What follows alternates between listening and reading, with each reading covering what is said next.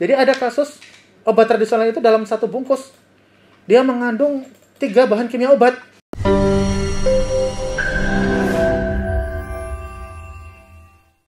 Delapan 8,2 FM Jalin Radio Smart Radio for Smart People. Balik lagi masih bareng Akbar Bastian di Cafe Break sampai jam 5 sore nanti. Nah Jalina, saat ini kita sudah kedatangan tamu spesial kita ya untuk talk show bersama Bapak Triwandiro. Halo Bapak. Halo, selamat sore Akbar, apa kabar? Alhamdulillah sehat. Gimana kabarnya buatnya Bapak Triwandiro? Alhamdulillah luar biasa. Wah, luar biasa. Nah, Pak Triwandiro ini ya selaku Kepala Lokapom di Tanah Bumbu ya Pak ya? Betul. Nah, sebelumnya udah pernah juga kita berbincang-bincang ya Pak? Ya, ini adalah sesi ketiga ya. Ketiga apa kedua? Ketiga. Ketiga ya? Betul, oh, ketiga. Benar. Sama saya kedua ya Pak ya? Betul. Karena terakhir kan kalau sama saya yang pertama itu kita bagian pangan ya, ya. makanan. Kalau hari ini kita bakalan ngebahas seputaran jamu vs suplemen kesehatan ampuka cegah COVID-19. Yep. Benar ya Pak betul. ya? Waduh. Betul. Bisa dijelaskan dulu Pak gimana itu Pak untuk tema kita hari ini Pak? Iya. Gini, Joliner semua, selamat sore. Merebaknya kasus COVID ini ya menimbulkan banyak sekali berita-berita. Termasuk salah satunya ada berita yang benar, ada berita yang simpang siur, termasuk menimbulkan kecemasan di masyarakat. Jadi masyarakat ada melakukan panic buying. Ya, sampai ke awal-awal kemarin kan kondisi peredaran vitamin di pasaran itu sampai habis, hilang. Nah, benar. Betul kan? Kemudian sempat juga tuh harga-harga simplicia, jahe segala macam itu jadi naik. Iya. Lalu jadi mengkonsumsi semuanya. Betul. Ya. Okay. Karena ada informasi bahwa ramuan ini bisa mengobati corona. Nah, gitu kan. Jadi ada masyarakat yang memang percaya, kemudian ada yang pertamanya nggak percaya, tapi akhirnya juga ikut percaya gitu kan. Makanya kita perlu sore ini kita bisa ngobrol-ngobrol santai. Sebenarnya bagaimana sih jamu dengan suplemen kesehatan itu dalam menghadapi corona? Betul. Nah gitu. Oke Pak, sebelumnya saya mau tanya nih Pak, yep. Pengertian obat tradisional dan juga suplemen kesehatan. Nah ini kan tema kita nih hari Betul. ini. Jadi apa yang dimaksud dengan obat tradisional sendiri Pak? Obat tradisional itu menurut peraturan ya adalah bahan atau ramuan bahan yang itu bisa dari tumbuhan, bisa dari hewan, kemudian bisa dari bahan mineral ya, atau juga bisa dari sediaan galenik, sediaan yang disarikan, kemudian atau campuran dari bahan-bahan tersebut. Ya misal kalau dari hewan itu ada orang tua kita dulu pakai kuda laut. Kuda laut. Ya, itu kuda laut ditelan atau gimana Pak? Nah, itu kan ada pengolahannya masing-masing gitu kan. Kemudian kalau untuk tumbuhan banyak sekali produk dari komoditi Indonesia ya yang sangat kaya dengan beragam bahan tumbuhan. Kemudian itu digunakan untuk pengobatan dan diterapkan sesuai dengan peraturan yang ada di masyarakat, norma-norma di masyarakat. Itu adalah untuk obat tradisional. Jadi semua yang dari tumbuhan, dari hewan, dari bahan mineral atau yang disari-sarikan tadi yang digunakan secara masing-masing atau dicampur. Nah, itu adalah obat tradisional. Kemudian untuk suplemen kesehatan sendiri adalah senyawa atau zat ya yang digunakan untuk melengkapi kebutuhan gizi untuk memelihara, meningkatkan atau memperbaiki fungsi kesehatan. Dia itu mempunyai nilai gizi atau fungsi efek fisiologis, mengandung satu atau lebih bahan, biasanya berupa vitamin, mineral, asam amino atau bahan lain yang dapat dikombinasi dengan tumbuhan. Nah, jadi suplemen kesehatan ini adalah suplemen, dia tambahan. Oke. Betul. Sebenarnya dalam kondisi normal anggaplah paling simpel vitamin C. Kita sebagai masyarakat Indonesia seharusnya bersyukur ya, karena alam kita menyediakan sangat banyak buah-buahan, sayur-sayuran yang kaya akan vitamin. Semua bisa kita dapatin. Betul. Sebenarnya jika konsumsi kita itu rutin, konsumsi sehari-hari kita itu sudah seimbang antara karbohidrat, protein baik nabati atau hewani, kemudian ada sayur-sayuran serat ya dari buah atau sayur, itu kita sebenarnya nggak memerlukan suplemen. Anggap contoh vitamin C tadi, dengan kita rutin mengkonsumsi ada jeruk, ada tomat, ada jambu yang itu sangat kaya dengan vitamin C. Sebenarnya masyarakat ya nggak perlu vitamin C, apalagi yang dosisnya sampai sekian, dosisnya sampai tinggi. Nah itu yang sebenarnya di satu sisi mubazir. Berlebihan, betul. Karena gini Pak, setahu saya kan kalau kita memang mau asupan vitamin C kita bagus, kita harus banyak makan buah. Betul. Iya kan? Kalau boleh tahu Pak, buah yang paling banyak mengandung vitamin C-nya itu yang sering kita jumpai di pasaran buah apa ya? Yang paling gampang itu buah Jambu ya, jambu biji itu yang warnanya merah. Jambu biji. Betul, bukan jambu air ya, kan ada jambu biji Oke. yang bijinya kecil-kecil. Aha. Nah, itu jambu biji itu dari penelitian termasuk salah satu buah yang vitamin C-nya tinggi. Oke. Betul, itu yang buah lokal lah, nggak usah yang buah impor yang susah-susah gitu kan. Mungkin di belakang rumah juga banyak tumbuh Iya, ya, Pak? mungkin kalau zaman saya kecil sih di masing-masing rumah ada tuh. Ada ya? Ada itu. Tiap pulang sekolah kita kerjanya ngambilin jambu itu kan. Nah, Bukan jambu tetangga ya, Nah, Pak, ya? itu, Bahaya betul. nanti ya. Bahaya. Atau mungkin yang suka lalap-lalapan ya, tomat itu kan juga banyak mengandung vitamin C juga. Oke. Jadi untuk buah tomat sendiri itu buah apa sayur ya, Pak? Ya, ini masih ini ya. Masih tanda Masih kutip ya, Pak, betul ya antara buah dan sayur, tapi intinya dia banyak mengandung vitamin C. Vitamin C Betul, juga. mengandung Oke. vitamin C juga. Padahal setiap hari mungkin kalau di rumah orang tua kan selalu masak kan, atau istri ya, Betul. selalu menggunakan tomat. Ya. Tanpa disadari kita Tanpa udah disadari, konsumsi itu betul. ya, Pak ya. Kecuali kalau konsumsi kita itu memang cuman nasi ditambah daging gitu aja ya. Nah, itu tentu kebutuhan vitaminnya akan kurang.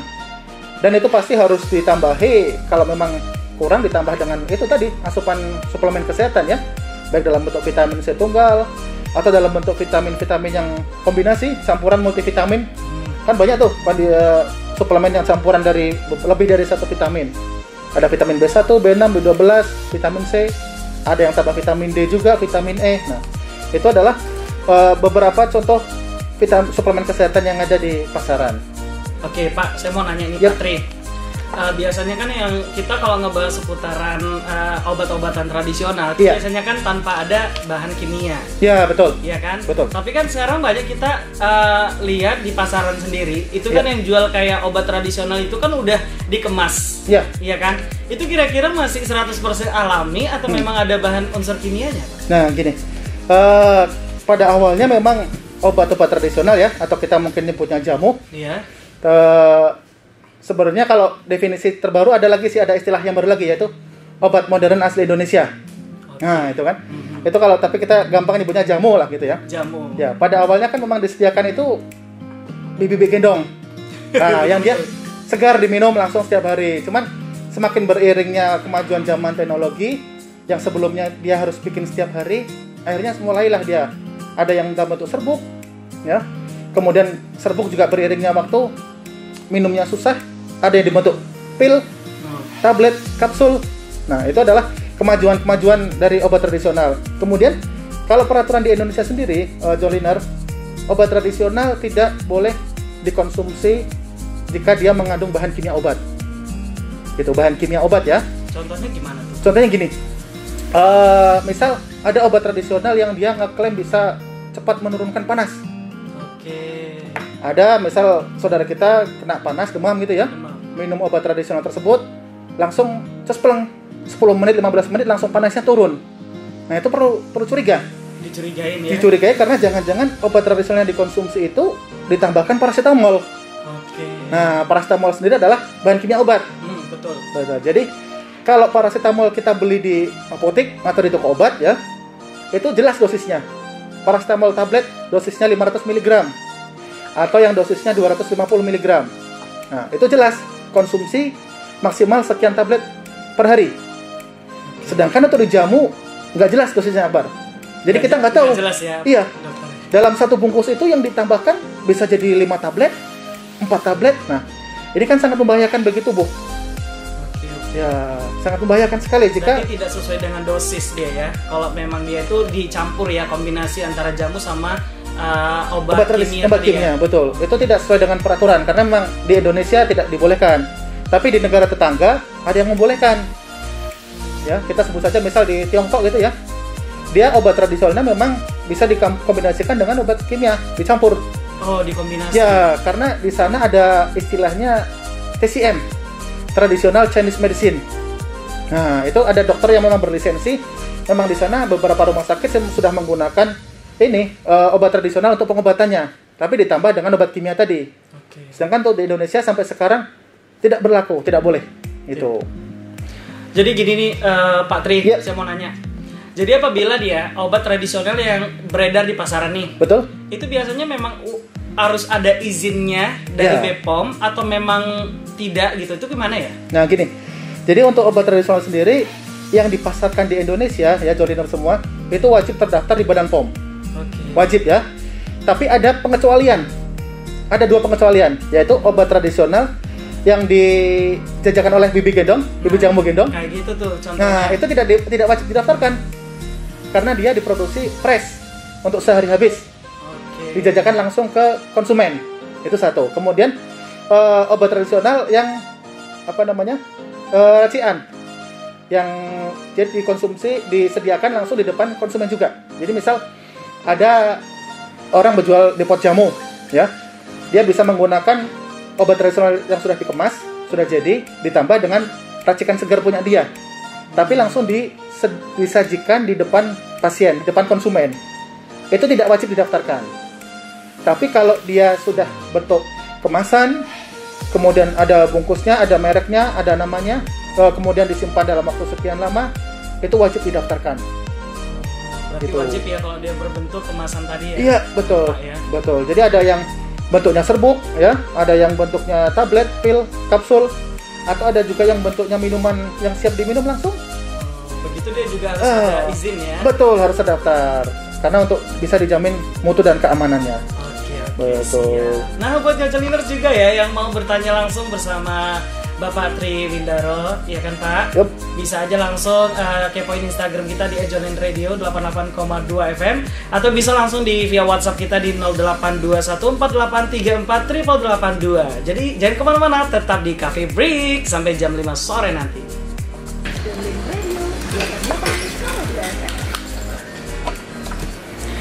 88,2 FM Jalin Radio, Smart Radio for Smart People. Balik lagi masih bareng Akbar Bastian di Cafe Break sampai jam 5 sore nanti, masih bersama Bapak Tri Wandiro. Oke.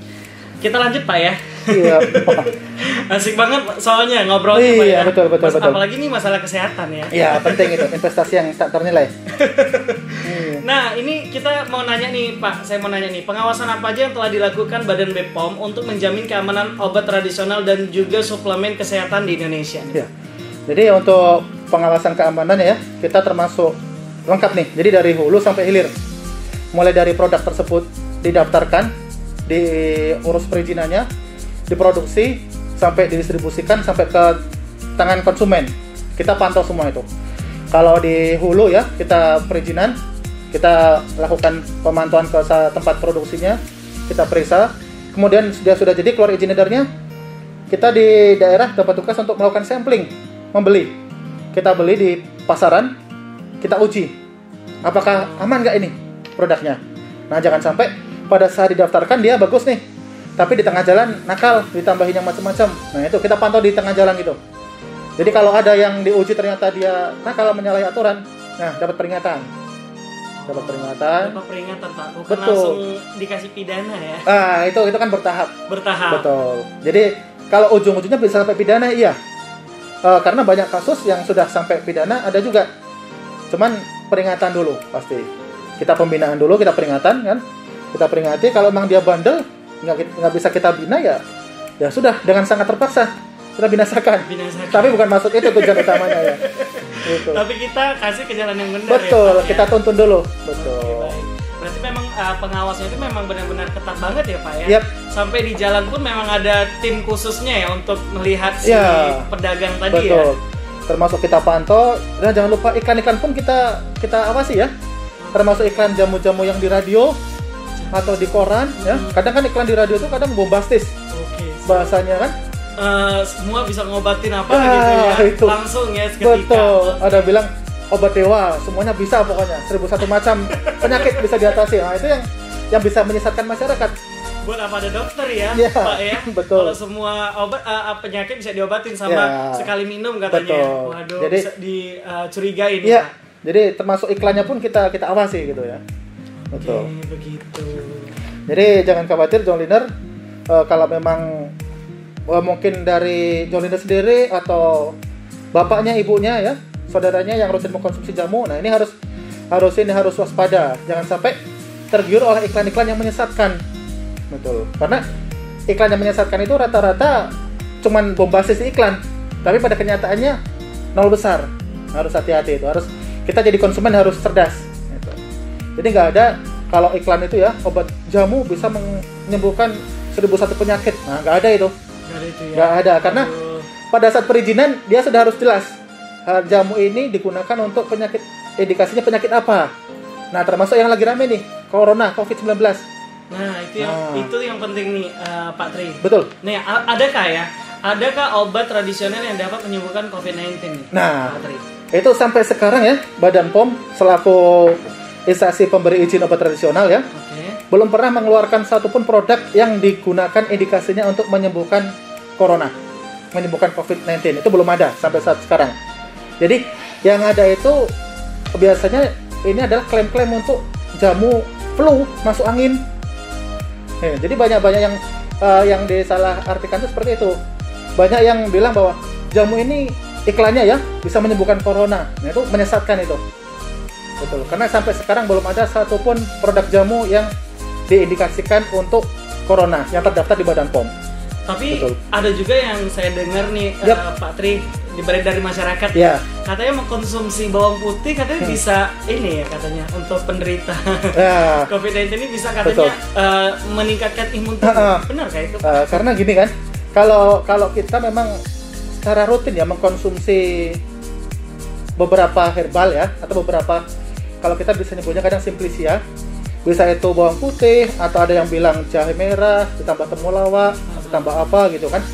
Kalau memang kita rutin mengkonsumsi, dia memang dari dalam tubuh akan membangun sistem kekebalan tubuh ya. Kemudian dikaitkan dengan corona ini kan virus nih, virus menyerang pada manusia.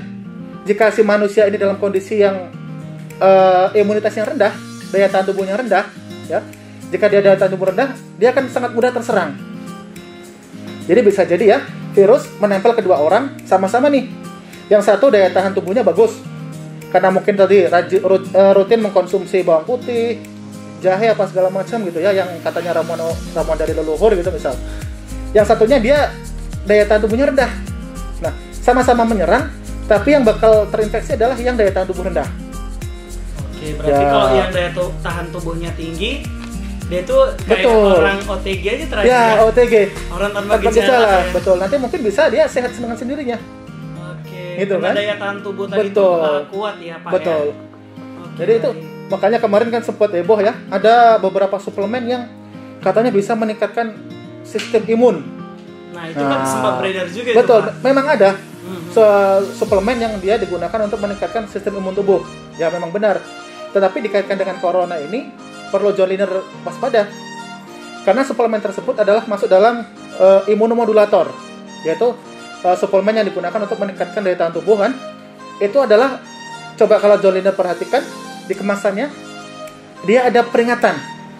Tidak boleh digunakan lebih dari 8 minggu secara berturut-turut. Oke, Nah. berarti memang ada anjuran pakainya juga ya. Betul. Jadi jangan sampai Joliner semua mengkonsumsi suplemen kesehatan ya, tujuannya untuk sehat, tapi ternyata malah dia salah. Karena dengan sudah dari hasil riset bahwa dia jika digunakan lebih dari 8 minggu secara berturut-turut, dia malah bisa berbahaya. Merusak bagi kesehatan. Iya, merusak imunitas kita.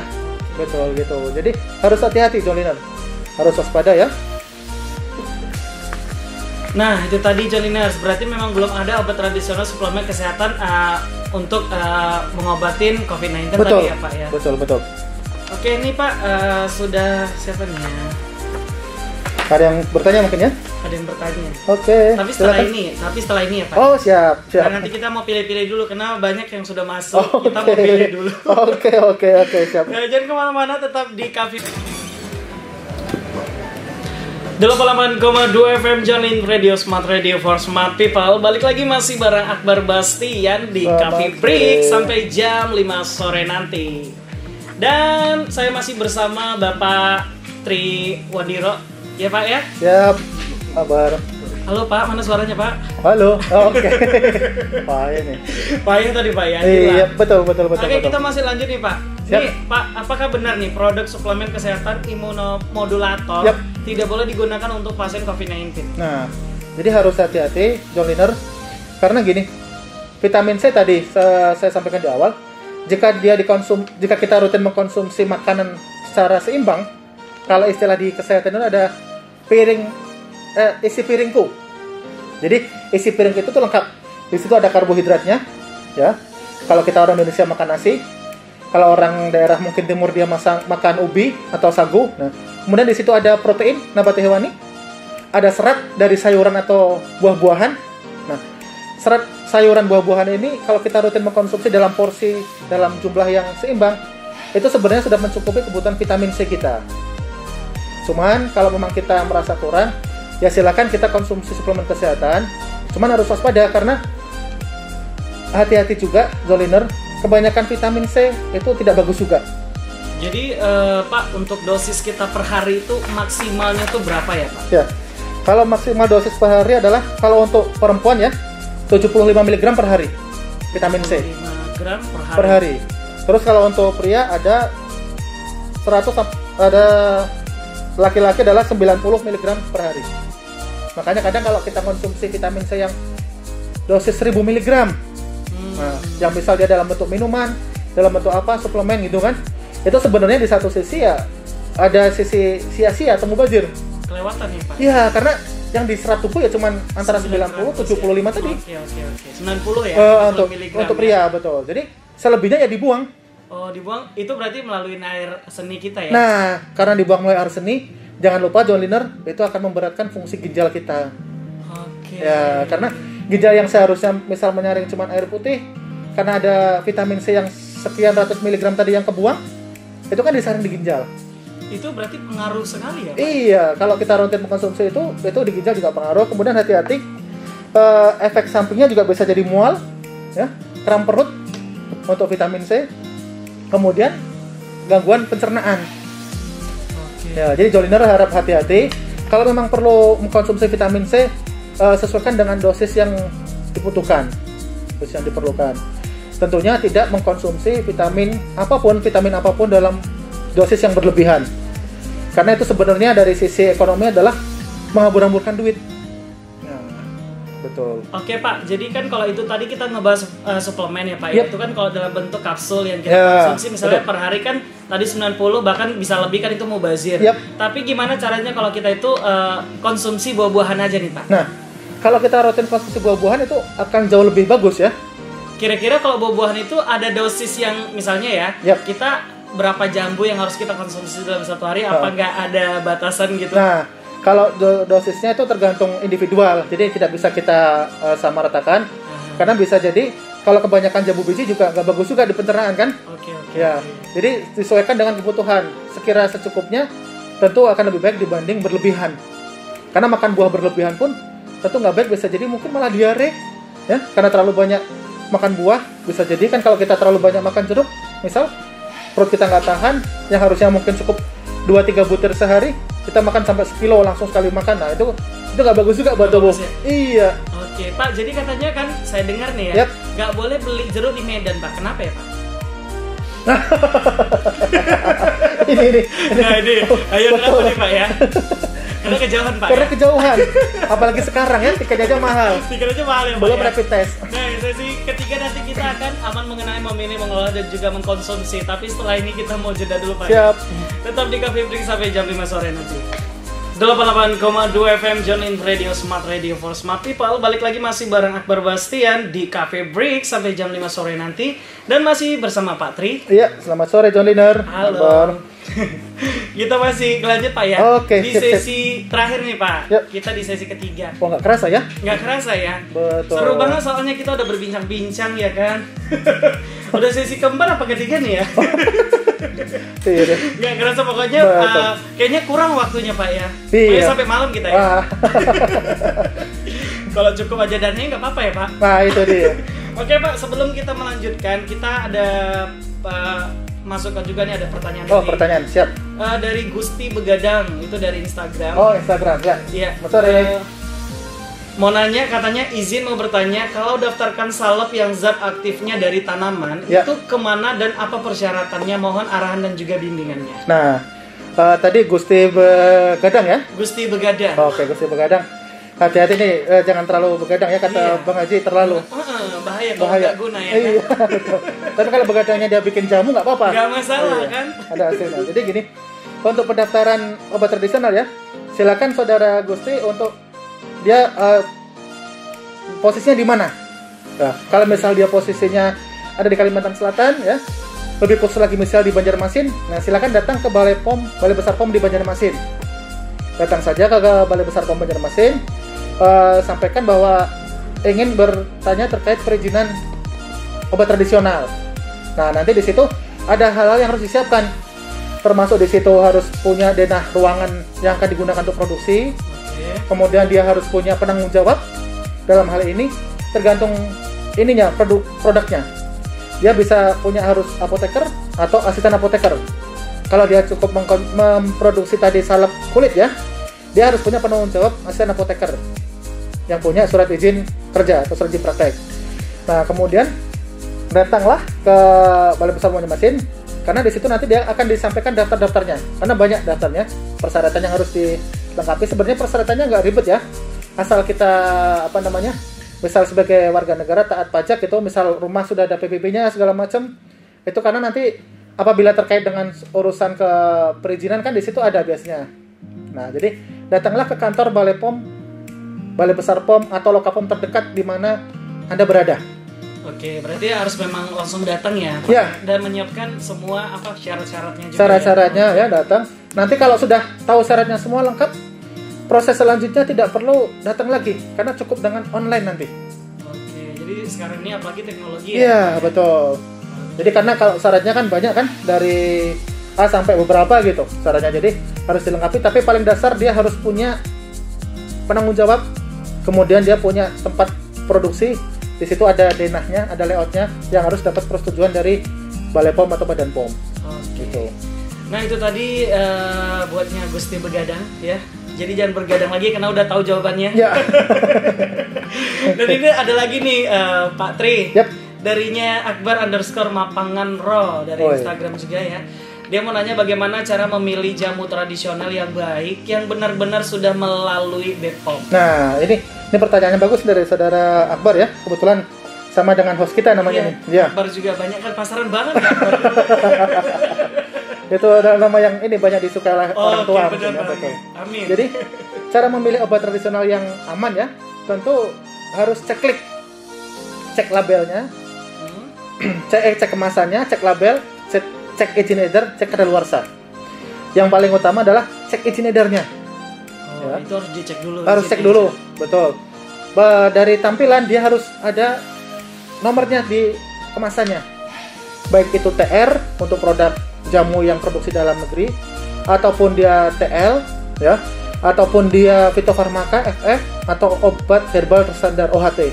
Jadi harus terdaftar. Kalau sudah ada nomornya, kemudian kalau masih ragu dengan nomornya, nah silakan masukkan ke aplikasi Cek BPOM. Oh, itu ada ya Pak? Ada aplikasinya. Nah, itu yang mau saya tanya kan Ya. Pak. Karena kan kalau kita cuma lihat BPOM aja ya kan, kalau kita mau yakin gimana ya? Betul, ya kan? Betul. Tiba-tiba kok udah ada nomor aman ini. Nah, kita nggak tahu itu terdaftar atau iya, betul. Jadi untuk memastikan, silakan gunakan aplikasi Cek BPOM yang bisa di-download di Android atau di App Store. Oke. Ya. Itu kecil aja memorinya, journal jangan khawatir. Kalau sudah dimasukkan, masukkan 9 angkanya, cari jika keluar berarti produk itu adalah terdaftar. Oh, berarti aman ya? Aman. Oke. Tapi jangan lupa juga kalau sudah aman terdaftarnya, kemasannya dong dicek. Jangan sampai jamu yang Akbar beli, misal dia kemasannya serbuk bolong. Nah, bolong ini kan kita takut nih, di toko dia bolong, apa karena tikus? Atau rusak gara-gara serangga misal. Oke. Nah, jadi jangan sampai juga barangnya sudah bagus, terdaftar, tapi dia rusak. Itu kita konsumsi, nggak boleh juga. Makanya banyak kan, jangan diterima jika barang Iya, rusak. jika segel rusak, gitu kan. Itu salah satu pengamannya. Jadi gitu. Terus yang gak kalah pentingnya ya cek kadaluarsanya. Jangan sampai kita pengen minum jamu supaya badan sehat, tapi ternyata barangnya kadaluarsa. Nah, itu adalah cara memilih obat tradisional atau jamu yang benar. Kemudian Joliner semua juga harap hati-hati ya, karena banyak iklan-iklan menyatakan bahwa jamunya aman tanpa efek samping. Aman. Nah, ini harus hati-hati, karena biarpun namanya obat tradisional atau jamu, dia bisa ada efek sampingnya. Jadi harus hati-hati. Jadi jangan asal bilang obat tradisional terus langsung percaya bahwa aman. Nah, ini yang harus hati-hati nih Joliner. Itu yang harus hati-hati ya. Betul. Nah, ini ada lagi yang mau bertanya nih, Yap. Pak Tri, darinya Hendra. Yap. Bagaimana dengan obat herbal yang dijual di pasaran oleh pedagang keliling? Apakah berbahaya buat tubuh sementara komposisi obat tersebut bisa digunakan? Nah, ini berarti mungkin ini ya untuk saudara Hendra di IG ya tadi ya, Ya, Instagram. Instagram. Jadi obat tradisional yang dijajakan oleh di pinggir jalan ya. Kalau memang dia produk yang dijajakan, misal ini ya ada di depot jamu, karena seperti yang di dekat tempat tinggal saya ada tuh. Jadi dia tiap malam buka, ada seduhan jamu, di situ malah kadang ditambah telur gitu kan, telur itik Iya. atau telur ayam kampung gitu kan. Saya suka itu. Nah itu selama dia memang jamu yang digunakan adalah jamu yang terdaftar, insya Allah aman. Tapi juga harus diperhatikan ya, jika untuk yang pedagang jamu di pinggir jalan itu kebersihannya mungkin. Oke. Ya, kebersihan tempatnya, kemudian kebersihan peralatannya, jangan sampai peralatan jamu yang digunakan untuk jamu misal untuk yang ini nih, misal kita kan nggak tahu nih, blender itu sebelumnya digunakan untuk jamu untuk stamina, untuk obat kuat, Oke. untuk bukan obat kuat ya, untuk stamina ya, untuk jamu pria dewasa. Oke. Habis selesai dia ngeramu, terus ada pelanggan yang jamu untuk panas anak-anak. Nah, kalau dia nggak dibersihkan secara benar, itu bisa berbahaya juga bagi si anak kecil. Karena jamu yang tadi untuk pria dewasa tidak disarankan untuk dikonsumsi oleh anak-anak. Jika dia blendernya tidak dibersihkan dengan benar, ya, di situ masih ada sisa-sisa yang jamu pria perkasa tadi dikonsumsi anak-anak, mungkin si anak efeknya bisa jadi jantungnya lebih berdegup lebih kencang, karena aliran darahnya lebih cepat. Nah, ini perlu diperhatikan jika membeli jamu di pinggir jalan. Mungkin lebih enak kalau mungkin meracik sendiri ya, meramu sendiri, itu pasti dijamin lebih bersihnya iya, kemudian tempatnya juga bisa kita lebih yakin. Tapi kalau memang mau bisa nggak bisa harus kita konsumsi pinggir jalan nggak masalah, tapi dipilih tadi itu. Jadi gitu ya. Oke, itu tadi buatnya Hendra ya. Yep. Udah dijelaskan banget ya buatnya Patri. Mudah-mudahan tadi bisa inilah ya, menginspirasi juga ya. Yeah. Jadi hati-hati aja. Tapi sebenarnya sih Pak ya, kalau Yep. tadi yang Bapak jelaskan kan bahaya juga kan kalau kita lihat kan ada misalnya tadi bekas Yeah. jamu orang dewasa Betul. dikonsumsi anak-anak. Ini kembali lagi sebenarnya ke pedagangnya lagi ya Pak. Iya. Harus memang benar-benar memperhatikan untuk konsumen ya. Ya, betul. Oke Pak, nih sebelumnya kita masuk ke sesi lagi. Apakah benar nih bahwa obat tradisional suplemen kesehatan tidak memiliki efek samping dan dapat mengobati segala macam penyakit? Ya, oke. Sip. Jadi tadi ya, obat tradisional untuk mengobati semua penyakit itu adalah sesuatu hal yang kalau di bahasa kita itu ini pembodohan masyarakat. Ya, karena pada saat didaftarkan obat tradisional itu sudah dinyatakan dia berfungsi sebagai apa. Jadi tidak serta-merta tidak bakal Badan POM mengeluarkan izin jika produk tersebut diklaim bisa menyembuhkan penyakit dari A sampai Z. Nah, itu nggak bakal bisa keluar izinnya itu.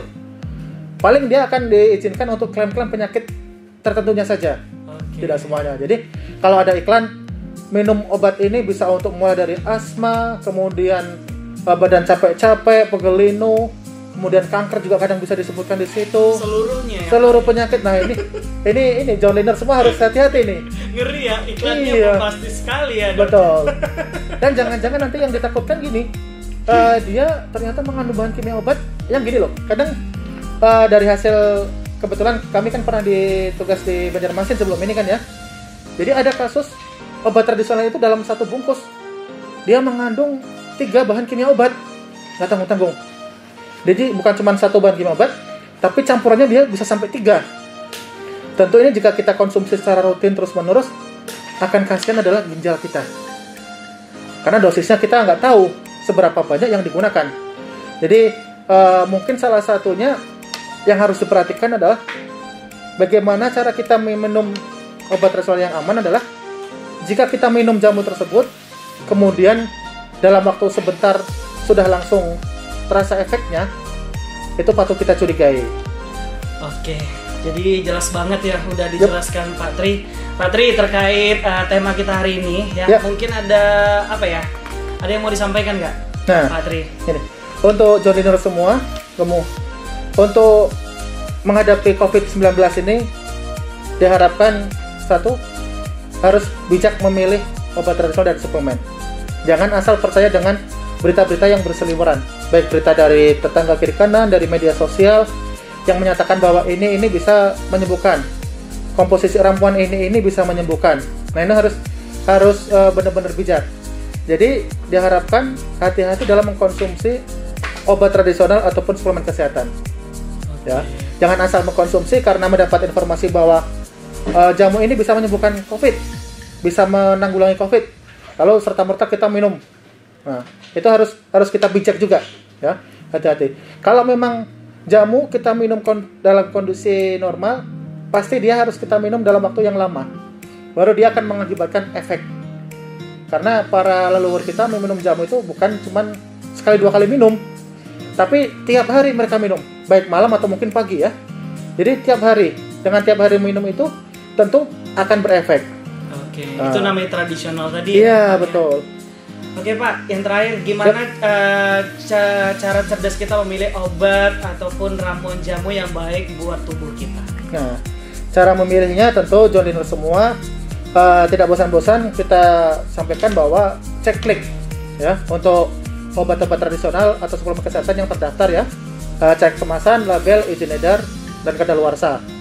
Cek semuanya, jika memang sudah terdaftar, tidak kadaluarsa, kemasannya bagus, nah silakan dikonsumsi. Kemudian, jika mengkonsumsi jamu atau suplemen kesehatan yang sudah terdaftar, khususnya jamu ya, jika langsung dikonsumsi, terus ada gejala yang ditimbulkan, ada efek sampingnya. Nah, ini juga harus diperhatikan, karena bisa jadi jamu juga menimbulkan efek samping. Oke. Ada efek sampingnya. Karena walaupun dia alami, belum tentu juga itu cocok untuk ya, tubuh kita. Bisa ya, jadi, Pak, ya? karena gini, bisa jadi tubuh itu ya alergi terhadap misal kunyit putih. Oke. Begitu diminum, dia malah gatal-gatal. Ada kejadian seperti itu banyak. Jadi hati-hati, biarpun obat tradisional, tapi tetap ada efek samping yang harus diperhatikan. Oke, kemudian jika teman John Liner semua mengkonsumsi jamu dari misal Bibi Gendong gitu ya, atau jamu racikan, nah tentu pilih penjual yang bersih, yang botolnya bersih, kemudian gelasnya juga bersih. Jangan sampai gelasnya itu cuma dicuci pakai ember yang paling 2 liter gitu ya. Itu dicuci untuk dari pagi sampai sore itu. Itu semua. Nah, kuman ada di situ. Nah, jadi harapan kita minum jamu supaya terhindar dari COVID, jangan-jangan malah dari situ sumber penularannya. Oke. Nah, kalau mungkin untuk lebih amannya, jika beli jamu Bibi Gendong ya mungkin dibungkus ya, take away gitu ya. Dibungkus, baru di rumah nanti diminum. Oke, bawa pulang ya. Bawa pulang. Tapi kalau kita yakin bahwa penjualnya bersih, ya nggak masalah. Nah, jadi itu adalah yang harus diperhatikan jika mengkonsumsi jamu yang Bibi Gendong atau racikan. Kemudian untuk suplemen kesehatan terkait COVID, ya, John Liner semua harap tidak usah panik, tidak usah berlebihan. Mengkonsumsi vitamin C dalam dosis tinggi, tiap hari minum vitamin C yang dosis 1000 mg.